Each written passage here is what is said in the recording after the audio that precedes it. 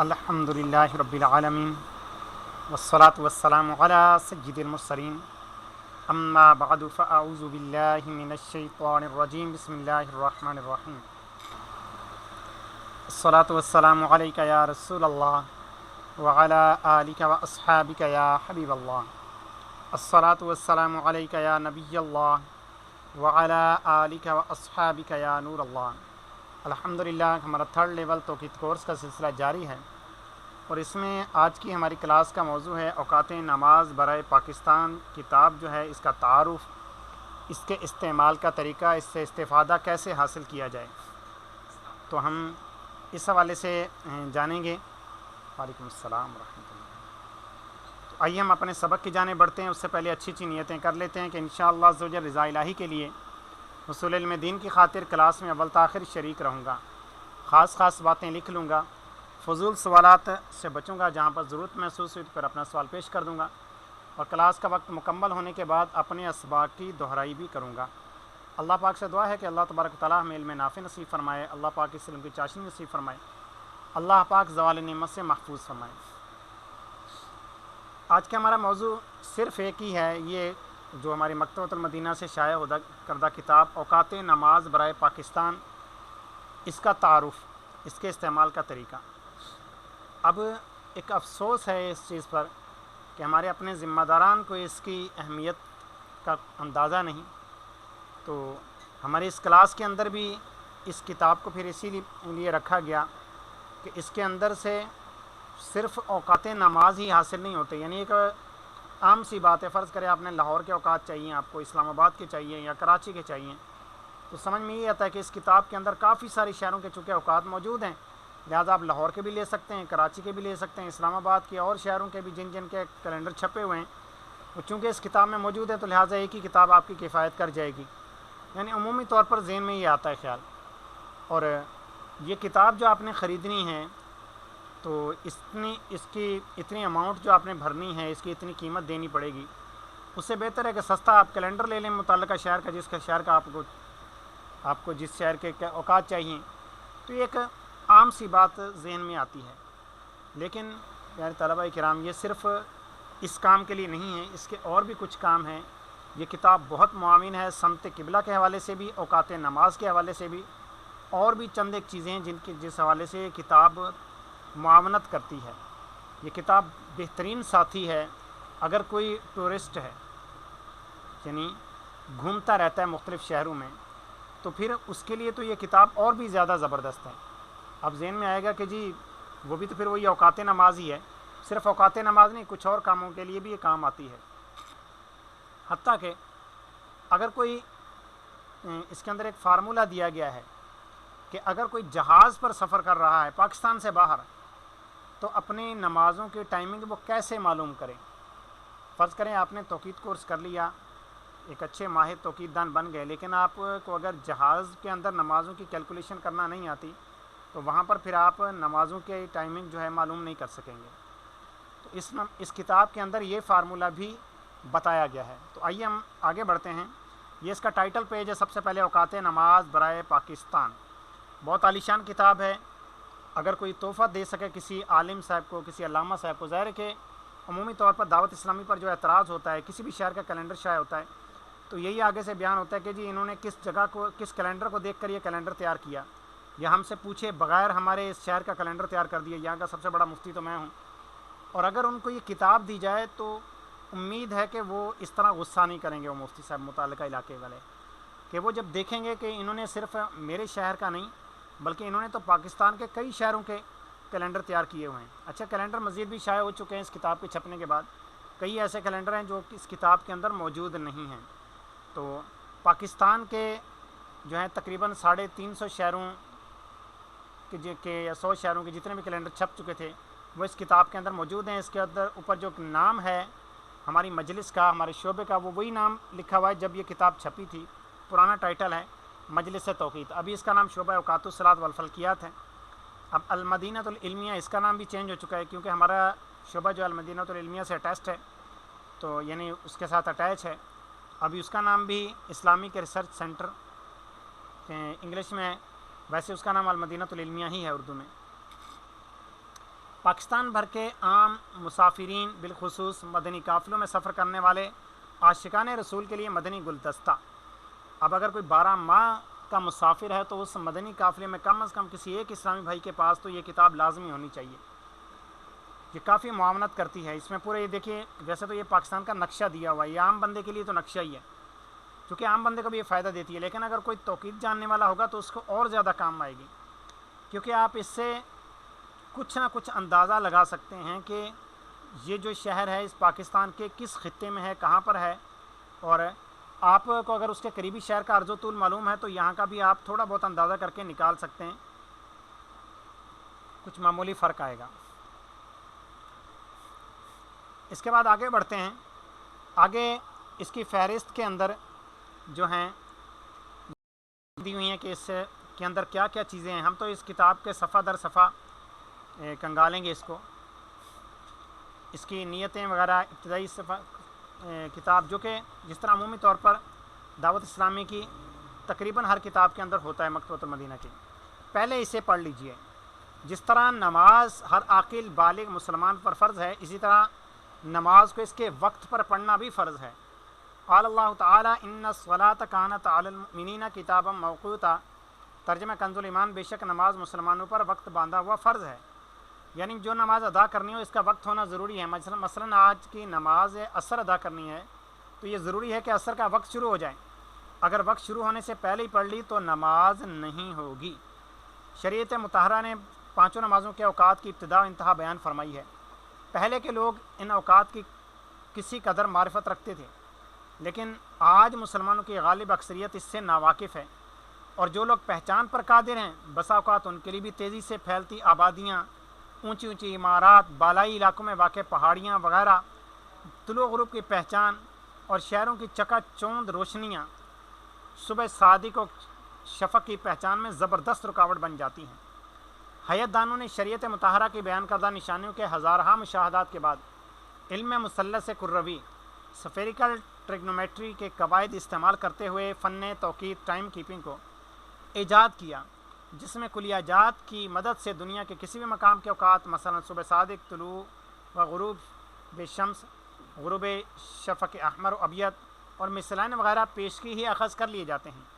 امام اہل سنت سید حضرت امام احمد رضا خان علیہ رحمۃ الرحمن نے اپنے زمانے میں ہزارہا مشاہدات سے فن توقیت کو جلا بخشی اور سدھا قواعد ایجاد کر کے اس علم کو انتہائی آسان بنا دیا.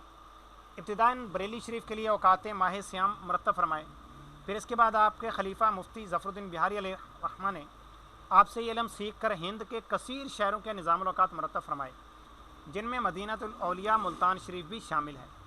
رفتہ رفتہ یہ علم بے توجہی کا شکار ہوتا گیا، اور اب صورتحال یہ ہے، جب یہ کتاب چھپی اس وقت کی بات کر رہے ہیں، کہ پاکستان کے بعض شہروں کے نظام الاوقات تو درست ہیں کیونکہ وہ توقید دان علماء کے مرتب کردہ ہیں، لیکن اکثر شہروں کے نظام الاوقات قابل اصلاح ہیں. اس لیے کہ اول تو وہ مختلف عرض بلاد والے نظام الاوقات سے زوالی فرق لے کر تیار کیے گئے. دوم یہ کہ وہ زوالی فرق بھی درست نہ لیا گیا. سوم یہ کہ جن نظام الاوقات سے فرق لیا گیا وہ خود بھی قابل اصلاح تھے. یوں بعض میں 2-4 منٹ اور بعض میں اس سے کہیں زیادہ خطائیں سامنے آئیں. عموماً یہی سمجھا جاتا ہے کہ کوئی سے 2 شہروں کے درمیان جو اوقات کا فرق ہے وہ 5 نمازوں میں سارا سال برقرار رہتا ہے، جو کہ درست نہیں. اس کی وضاحت کرتے ہوئے مفتی ظفر الدین بہاری علیہ الرحمہ توضیح التوقید صفحہ 16-17 پر فرماتے ہیں کہ اگر 2 مقامات کے عرض البلد یکساں ہوں تو ان میں جو فرق نصف النہار کا ہوگا وہی طلوع غروب کے وقت ہوگا، وہی صبح و عشاء وغیرہ کا بھی ہوگا. لیکن اگر عرض البلد مختلف ہوں تو نصف النہار والا فرق رہنا ضروری نہیں. ممکن ہے کہ نصف النہار میں مثلا 20 منٹ کا فرق ہو، طلوع یا صبح میں 30 منٹ، غروب یا عشاء میں صرف 10 منٹ کا فرق ہو، یا اس کا الٹ کہ طلوع و صبح صادق کا فرق 10 منٹ ہو، نصف النہار کا 20 منٹ اور غروب و عشاء میں 30 منٹ. ابھی آگے پھر مفتی سے مزید بیان فرماتے ہیں کہ اس سے یہ بھی معلوم ہوا کہ عام جنتریوں کا یہ طریقہ کار کہ تفاضل طول نوروز یعنی 21 مارچ کا دے دیتے ہیں. یعنی 21 مارچ وہ دن ہوتا ہے کہ جس دن تقریباً تمام اوقات میں برابر فرق ہوتا ہے. اور ماہ مبارک رمضان شریف کے سیر و افطار کا نقشہ اس شہر کا لکھ دیتے ہیں کہ دوسرے عرض البلد والے جو اوقات میں فرق نوروز یعنی 21 مارچ کا دیا گیا ہے اسی قدر بڑھا لیں یا گھٹا لیں، یہ بالکل غلط ہے اور لوگوں کو غلط راہ دکھانا ہے. اولاً عموماً جنتریوں کے اوقات ہی غلط ہوتے ہیں، اور بعض میں اگر صحیح بھی ہوں ہرگز مختلف ارض البلاد کے لیے صرف طولی فرق کم زیادہ کرنے سے سحری و افطاری کے اوقات حاصل نہیں ہو سکتے۔ مثلاً کراچی اور لاہور کے مابین مشہور ہے کہ آدھے گھنٹے کا فرق ہوتا ہے، حالانکہ زوال کے علاوہ ایسا نہیں ہوتا۔ ذرا چارٹ ملاحظہ کیجئے کہ 21 مارچ یا 23 ستمبر یہ 2 دن ایسے ہوتے ہیں کہ جس میں تقریباً برابر فرق رہتا ہے۔ اس دن بھی صبح صادق کا فرق 35 منٹ، طلوع میں 29 منٹ، زوال میں 29 منٹ، عصر حنفی میں 30 منٹ، مغرب میں 29 منٹ، عشاء حنفی میں 23 منٹ۔ یہ دیکھیے یہ تو ہو گیا 21 مارچ اور 23 ستمبر کا۔ اب آئیے سب سے گرم دن، سب سے بڑے دن 21 جون، گرم دن نہ کہا جائے، گرم دن اس سے بھی زیادہ ہو جاتے سکتے ہیں، لیکن سب سے بڑا دن یہی ہوتا ہے 21 جون۔ 21 جون کو صبح صادق کا فرق جو ہوتا ہے وہ ہوتا ہے 55 منٹ لاہور سے کراچی کا، طلوع ہوتا ہے 45 منٹ، زوال 29 منٹ، زوال وہی رہے گا، فرق برابر رہے گا۔ عصر حنفی دیکھیے 30 منٹ سے آ گیا 15 منٹ، مغرب آ گیا صرف 13 منٹ، اور عشاء حنفی آ گئی صرف 3 منٹ۔ اب یہ اگر گفتگو کوئی سن لے تو اس کو پتہ چل جائے گا کہ جب ماہ رمضان مبارک پاکستان میں جون کے مہینے میں آیا تھا اس وقت حیران و پریشان تھے تقریباً پنجاب والے کہ یہ کراچی والے جب ہماری سحری کا ٹائم ہوتا ہے تو یہ کہتے ہیں کہ ہم نے ابھی کھانا سحری ہم بند کر دیتے ہیں تو انہوں نے کھانی بھی نہیں شروع کی ہوتی، یعنی اتنا ان کی لیٹ سحری ختم ہوتی ہے کراچی والے۔ اور جب افطاری کی باری آتی ہے ہم بھی انتظار کر رہے ہوتے ہیں، یہ بھی انتظار کر رہے ہوتے ہیں، کیونکہ وجہ ہی فرق 4-5 منٹ کا ہوتا ہے، تو 4-5 منٹ پہلے تقریباً بندہ افطاری کا انتظار ہی کر رہا ہوتا ہے۔ تو یہ دیکھیے جب سحری کے اندر صبح صادق کے اندر 55 منٹ کا فرق ہوگا، مغرب کے اندر صرف 13 منٹ کا فرق ہوگا، تو اس وقت پھر یہی حال ہوگا۔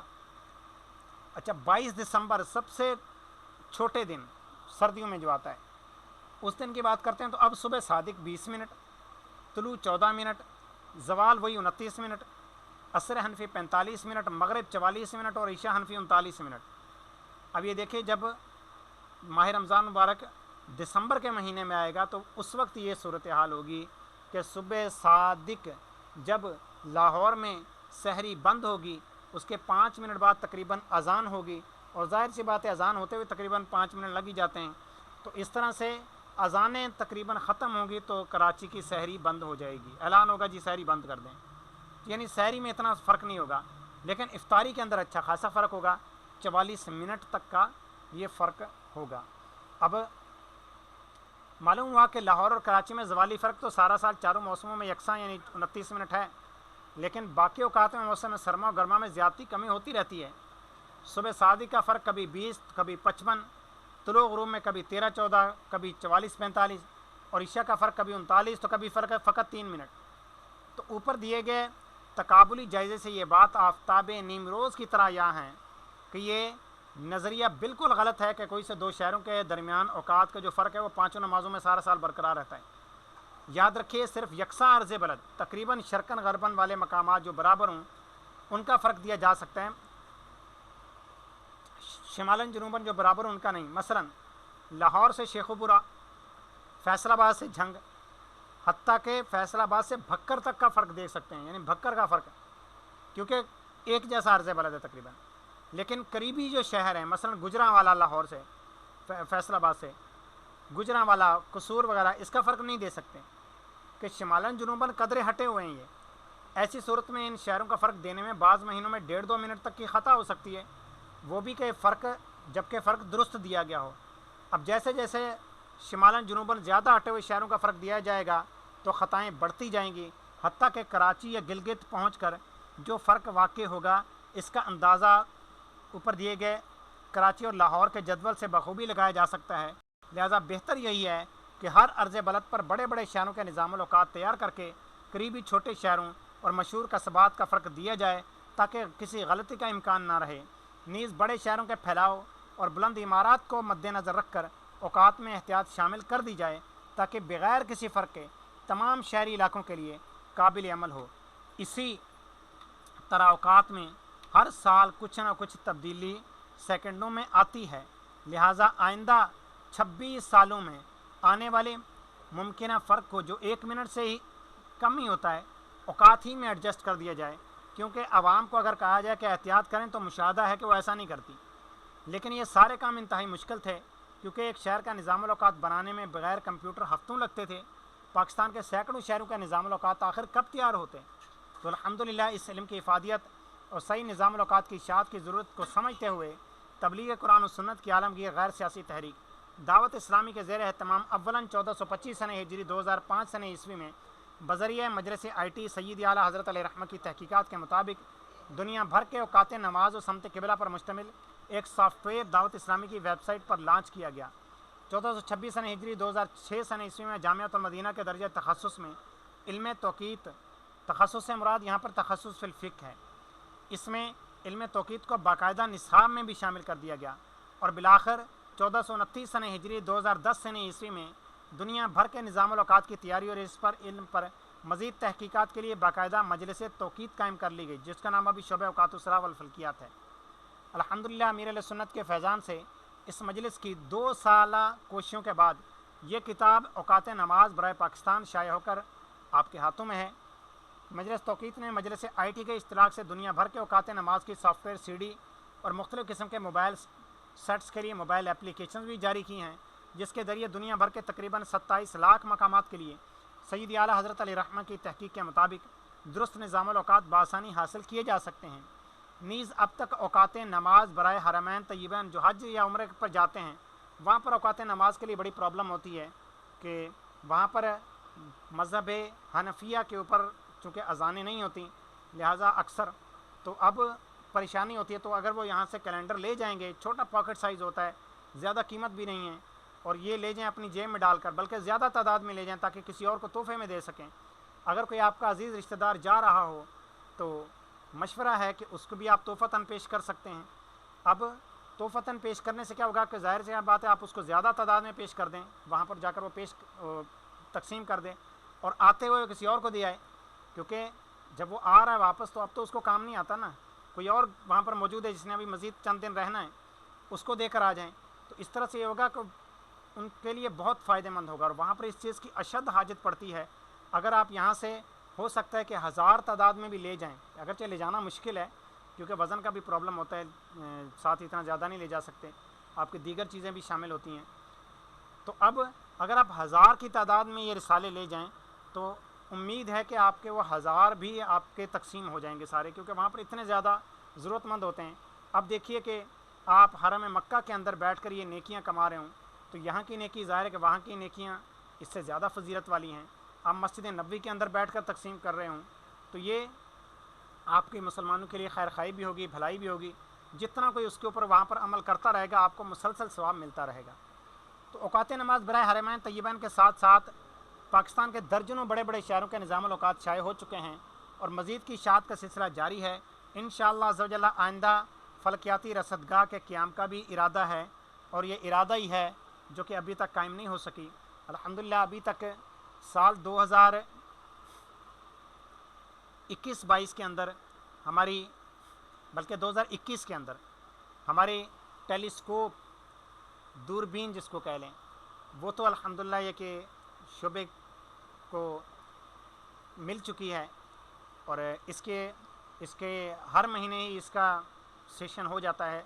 جب چاند کی 29 ہوتی ہے تو اس کو نکالا جاتا ہے، اور چاند نظر آئے نہ آئے دیگر چند ستارے سیارے وغیرہ یہ دکھانے کا سلسلہ یہ ہمارا شعبہ جو ہے یہ کرتا ہے۔ اوقات نماز برائے پاکستان کے چند خصوصیات آپ دیکھیے کہ پاکستان کے 115 بڑے شہروں کے نظام الاوقات اور کم و بیش 1700 دیگر چھوٹے بڑے شہروں اور مشہور قصبات و مقامات کا فرق دیا ہوا ہے۔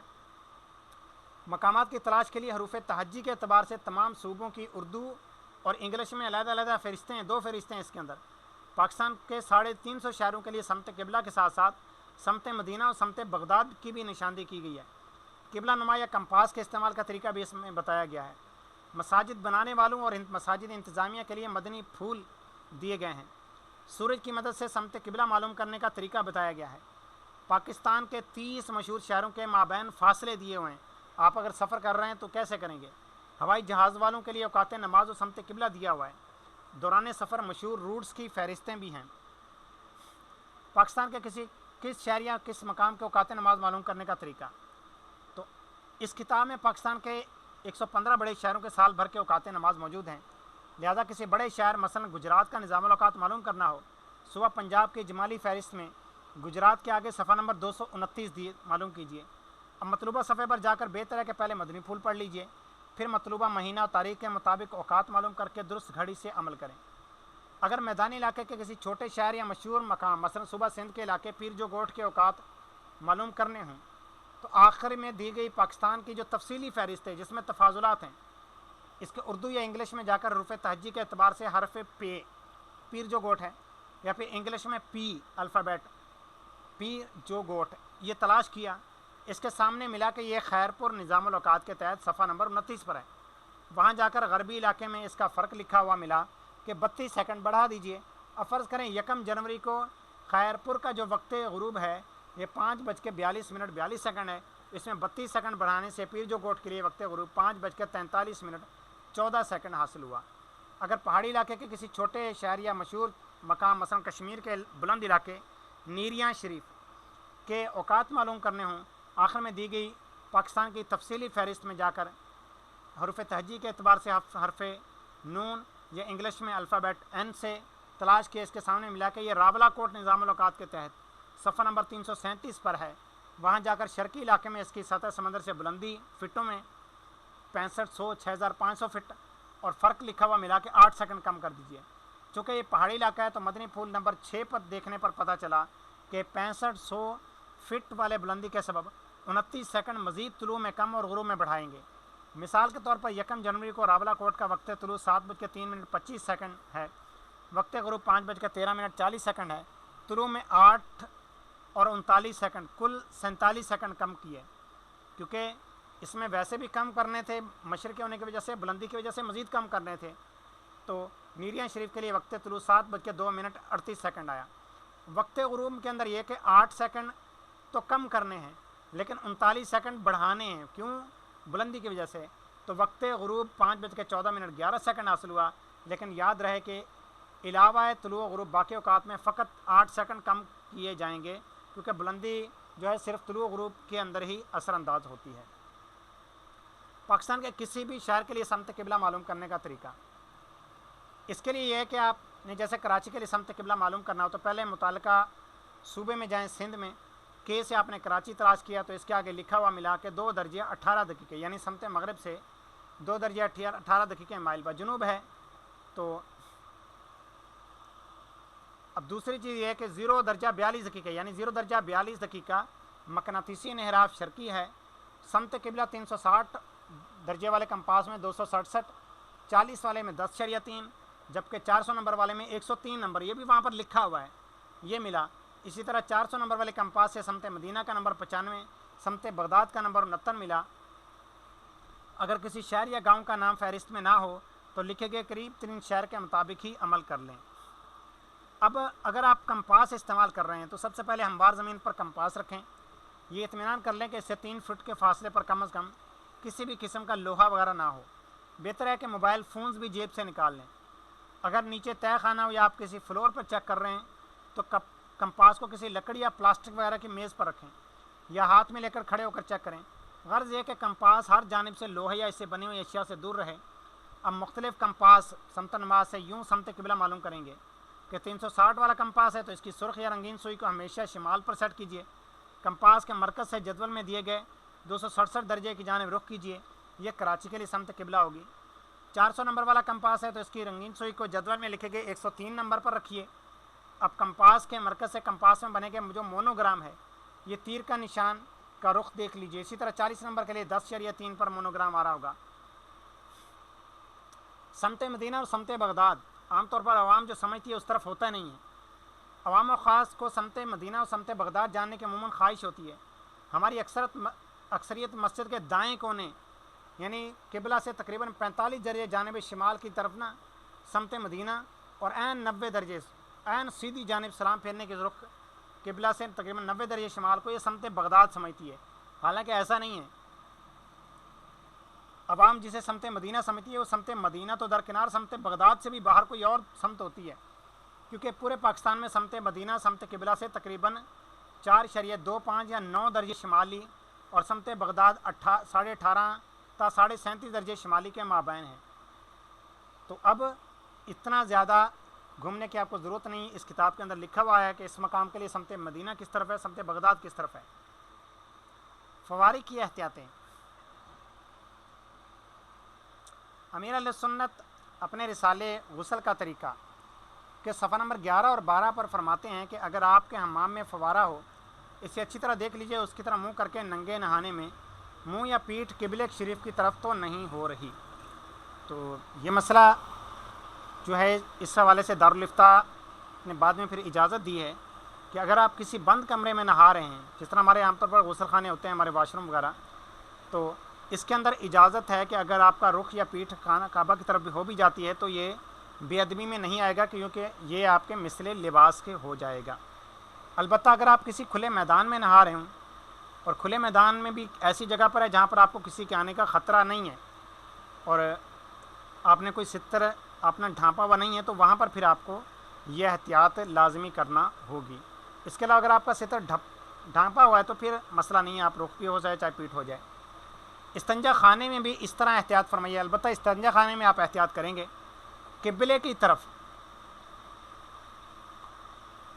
मुंह या पीठ होने का माना यह है कि 45 दर्जे के जाविये के अंदर अंदर हो। जिस तरह खाना काबा में इजाज़त है ना 45 दर्जे के अंदर, इसी तरह से बेअदबी के अंदर भी अगर आप 45 दर्जे के अंदर अंदर आपका रुख हो जाता है या पीठ हो जाती है तो वो फिर बेअदबी में आएगा। लिहाजा यह एहतियात भी ज़रूरी है कि 45 डिग्री के जाविये यानी एंगल के बाहर हो। इस मसले से अक्सर लोग नावाकिफ़ हैं। WC का रुख दुरुस्त कर दीजिए, मेहरबानी फरमाकर अपने घर वगैरह के WC और फवारे का रुख, ये फवारे का तो ज़ाहिर कि अब नहीं है, लेकिन जब किताब लिखी गई थी तो उस वक्त चूँकि यही था हमारे कि ये बेअदबी के अंदर हमारे पास फतवा था कि आता है। तो WC और फवारे का रुख अगर गलत हो तो इसकी इस्लाह फरमा लीजिए। ज़्यादा एहतियात इसमें है कि WC किबले से 90 दर्जे पर यानी नमाज़ पढ़ने में सलाम फेरने के रुख कर दीजिए, यानी पाकिस्तान में तकरीबन ऐन शिमाल या जनूब की तरफ कर दीजिए। मेमार अमूमन तामीराती सहूलत और ख़ूबसूरती का लिहाज करते हैं, आदाब किबला की परवाह ही नहीं करते। मुसलमानों को मकान की गैर वाजबी बेहतरी की बजाय आखिरत की हकीकी बेहतरी पर नज़र रखनी चाहिए कि और ये इस एंगल में रखें या 90 दर्जे के एंगल पर रखेंगे तो बेअदबी का शायबा तकरीबन नहीं होगा। कंपास का इस्तेमाल। जदवल से 400 नंबर वाले कंपास में हमें कराची के लिए 103 नंबर मिला। इस कंपास में 45 दर्जे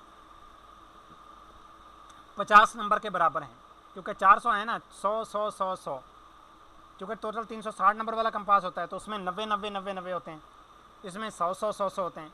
तो 100 हो गए 90 के बराबर, तो 50 हो गए 45 दर्जे के बराबर। लिहाजा 103 में 50 नंबर कम और 50 नंबर बढ़ाने पर एक 53 और 153 नंबर हासिल हुआ। लिहाजा WC का रुख 53 और 153 के दरमियान, यानी 53 और 153 ये आमने सामने होंगे, तो इस तरफ हरगिज़ ना हो बल्कि इसके अपोजिट साइड पे हो, इससे 90 दर्जे के एंगल पर हो। इसी तरह 53 और 153 में मज़ीद 200 बढ़ाने पर 253 और 253 और 353 हासिल हुआ। इनके माबैन भी रुख ना हो, क्योंकि इस सूरत में किबला को पीठ होगी। मसाजिद बनाने वालों या इंतज़ामिया के लिए मदनी फूल। इस्तकबाल किबला शराइत नमाज से इस मामले में कोताही हरगिज़ ना बरती जाए। कुछ अर्सा पहले तक सूरज के समत गुरूब के रुख पर मसाजिद तामील कर ली जाती थी। हालांकि सूरज 21 मार्च और 23 सितंबर को साल में सिर्फ 2 दिन ही ऐन मगरिब में गुरूब होता है। बाकी मौसम गर्मा में सूरज मगरिब से जानिब शिमाल, मौसम सरमा में जानिब जनूब। फिर ये समझा जाता है कि पूरे पाकिस्तान का किबला मगरब है, ये भी दुरुस्त नहीं। और कंपास की मदद से समत मगरिब पर मसाजिद बना ली जाती हैं, जबकि बाज़ औक़ात कंपास के इस्तेमाल का तरीका भी मालूम नहीं होता। फ़कत समत मगरिब पर नमाज़ पढ़ लेने से नमाज तो हो जाएगी, ऐन किबला से दाएँ या बाएँ 45 दर्जे तक नमाज हो जाती है, लेकिन मसाजिद तो शायर इस्लाम से हैं। नीज़ आम लोग इसी को देखकर अपने घर दुकान के लिए किबले का तयन करते हैं, लिहाजा इनको ऐन किबला के रुख पर ही तामीर करना चाहिए। लिहाजा मदनी फूल अर्ज़ किए जाते हैं कि जिस जगह मस्जिद बनानी हो वहाँ सबसे पहले समत किबला निकालें, वरना अंदाज़न समत लेकर इंजीनियर से तामीराती नक्शा बनवाने, बल्कि प्लंथ या दीवारें उठवाने के बाद सही समत किबला कुछ और निकलने पर परेशानी और परेशानी का सामना हो सकता है, माल का ज़िया अलग होगा। किबला कंपास हासिल करके इसका तरीका इस्तेमाल इस किताब से सीखें। पुरानी किबला कंपास के साथ आने वाली یعنی ویسے جو کمپاس کے ساتھ کتاب آتی ہے چھوٹی سی ہوتی ہے، اس سے نہیں، اس سے آپ نے نہیں نکالنا کہ اس کے نمبر کا درست ہونا یہ ضروری نہیں، بعض اوقات غلط بھی ہوتے ہیں، بلکہ اس کتاب کی اجمالی فہرست سے مطلوبہ کمپاس کا نمبر معلوم کر کے مذکورہ بالا طریقے پر سمت قبلہ نکالیں۔ پرانی مسجد کو اثر نو تعمیر کرنا ہو تو بہتر ہے کہ اس کی سمت کی صحیح جانچ کریں، اس کے مطابق تبدیلی فرما لیں، ورنہ بعد تعمیر پتہ چلنے پر پشیمانی ہوگی، اور اس تبدیلی کے حوالے سے دارالفتہ اہل سنت سے رابطہ فرمائیں۔ سورہ کی مدد سے سمت قبلہ، اس پر ہماری پوری کلاس ہو چکی ہے۔ پاکستان کے 30 بڑے اور مشہور شہروں کے مابین فاصلے، اس کا چارٹ جو ہے منسلک ہے، گوگل ارتھ پروگرام کے ذریعے مراکز شہر سے لیا گیا ہے۔ بڑے اور معیاری شاہراہ، موٹر وے، بائی پاس کا لحاظ رکھا گیا ہے، لہٰذا راستے کی تبدیلی سے فاصلے میں کمی بیشی ہو سکتی ہے۔ دوران سفر مشہور روٹس کی فہرستیں، مثلا آپ کراچی سے پشاور بائی ٹرین سفر کرنا چاہتے ہیں تو دوران سفر صفحہ نمبر 61 پر ہمارے ڈیٹا کے مطابق جو جو مقامات آئیں گے ان کی فہرست سے حد درجہ آسانی فراہم کی گئی ہے، تاکہ ہر قصبے یا مقام یا اسٹیشن کو لمبی لمبی فہرست میں تلاش نہ کرنا پڑے اور فوراً مطلوبہ صفحہ پر اوقات نماز جاننے میں کامیابی ہو جائے۔ ہوائی جہاز کے لیے اوقات نماز کیسے معلوم کریں؟ عموماً اندرون ملک پروازیں 20,000 سے 40,000 فٹ کی اونچائی تک پرواز کرتی ہیں۔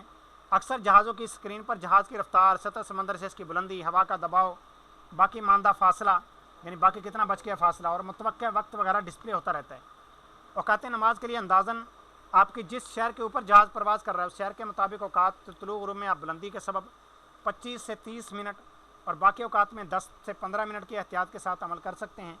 ایک طریقہ یہ بھی ممکن ہے کہ مقام روانگی اور منزل کے اوقات دیکھ لیجئے، پرواز کے دورانیے کی تقسیم کے اعتبار سے عمل کیجئے، تاہم 10-15 منٹ کی احتیاط پھر بھی کیجئے، کیونکہ جہاز کا یکساں رفتار سے چلنا یہ ضروری نہیں۔ کس عرض بلد پر کتنی بلندی پر کتنے منٹ پہلے طلوع اور کتنے منٹ بعد غروب ہوگا، اس جدول سے معلوم کیجئے۔ یہ پورا جدول دیا ہوا ہے، کس عرض بلد پر کیا تبدیلی آئے گی۔ ہوائی جہاز کے لیے سمت قبلہ معلوم کرنا ہو تو یہ بھی اگر آپ کو سمت پتہ ہو تو ظاہر ہے کہ آپ کر سکتے ہیں۔ پاکستان میں 400 نمبر والے کمپاس کے مطابق 101 تا 124 ہے، لہٰذا ہوائی سفر ہو یا زمینی 110 نمبر کے مطابق نماز ادا کر لینے سے نماز آپ کی ہو جائے گی پاکستان میں۔ تکنیکی نکات، تو اب اس طرح فجر و عشاء 18 درجے انحطاط شمس پر، مزید بھی اس کے اندر کافی جو ہے اس کے حوالے سے تفصیل کی گئی ہے، اور اس کے اندر کیا کیا احتیاطیں ہیں، مزید اس کے اندر کثیر المنزلہ بڑے شہروں کا کی احتیاطیں اور کافی کچھ اس کتاب کے اندر دیا ہوا ہے۔ یہاں سے پھر باقاعدہ اوقات نماز شروع ہو جاتے ہیں، اس کے تفاضلات شروع ہو جاتے ہیں، اور